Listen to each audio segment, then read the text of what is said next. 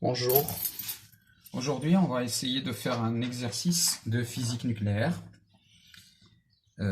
Directement, on vous demande calculer en MeV l'énergie de liaison du noyau de lithium 3,7. On donne la masse du proton en kilogrammes puis en unités de masse atomique, la masse du neutron en kilogrammes et en unités de masse atomique, et la masse du lithium en unité de masse atomique. Et puis on vous donne l'équivalent en énergie d'une unité de masse atomique. Une unité de masse atomique est égale à 931,5 MeV par C carré. En deuxième question, on vous demande de calculer l'énergie de liaison par nucléon du noyau de lithium 3,7. Eh bien, on commence déjà par le début. C'est-à-dire, on va calculer l'énergie de liaison du noyau. L'énergie de liaison du noyau est définie comme étant l'énergie qu'il faut fournir au noyau de lithium 3,7 pour libérer les constituants, c'est-à-dire libérer les 3 protons et les 4 neutrons qui contient les uns des autres. Donc l'énergie de liaison du lithium 3,7, c'est 3 fois la masse du proton, parce qu'il y a 3 protons dans ce noyau, plus 4 fois la masse du neutron, moins la masse du noyau, c'est-à-dire la somme des masses des constituants, moins la masse du noyau constitué. Donc c'est la masse du lithium 3,7. Tout ceci s'appelle le défaut de masse. Donc, cet écart de masse entre les constituants et le noyau constitué s'appelle le défaut de masse. Et on le multiplie par C carré pour avoir l'énergie équivalente à ce défaut de masse et que l'on appelle l'énergie de liaison.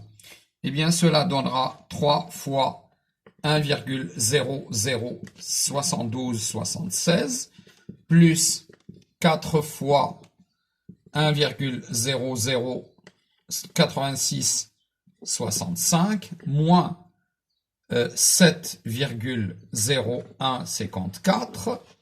Ça, c'est donc le défaut de masse en unité de masse atomique. On va multiplier par l'équivalent à cette unité de masse atomique qui est 931,5 et tout ceci fois C carré. Et là, quelque chose de particulier va se passer, c'est que nous avons MeV par C carré en unité et nous avons la grandeur fois C carré.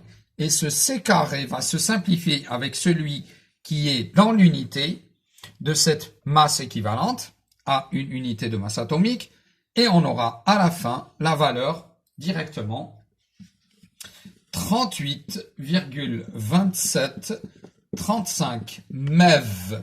C'est donc l'énergie de liaison du noyau de lithium 3,7. Et cette énergie de liaison, c'est tout simplement l'énergie qu'il faut fournir à un noyau de lithium constitué par 3 protons et 4 neutrons. Donc proton, aucune distinction, c'est-à-dire 4 neutrons et 3 protons.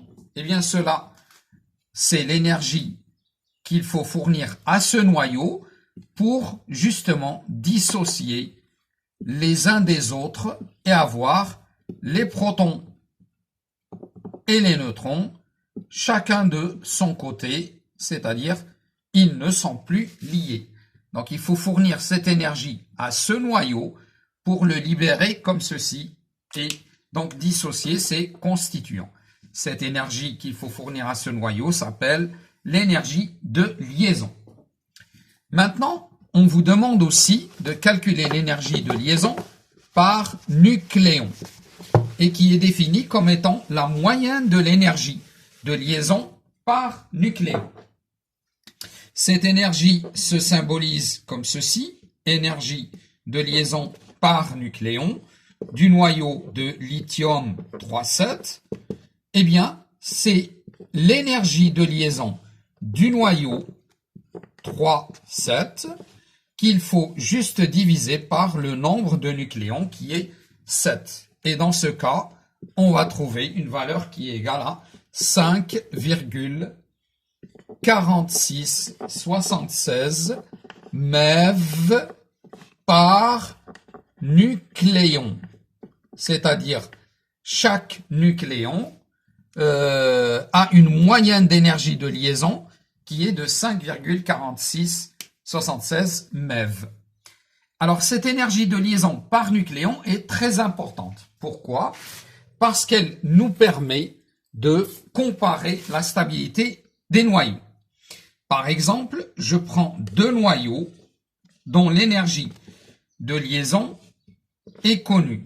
L'énergie de liaison par nucléon est connue. Alors, je prends comme exemple XZA avec un autre noyau, énergie de liaison par nucléon, du noyau XZA'. J'ai fait exprès de choisir le même Z, donc le même X, le même élément chimique, mais avec des A différents. Et dans ce cas, si cette énergie de liaison par nucléon du premier noyau est supérieure, si elle est supérieure, alors on dit que le noyau XZA est plus stable que le noyau XZA'. Donc, cette énergie de liaison par nucléon nous permet de comparer la stabilité de deux noyaux différents. Merci.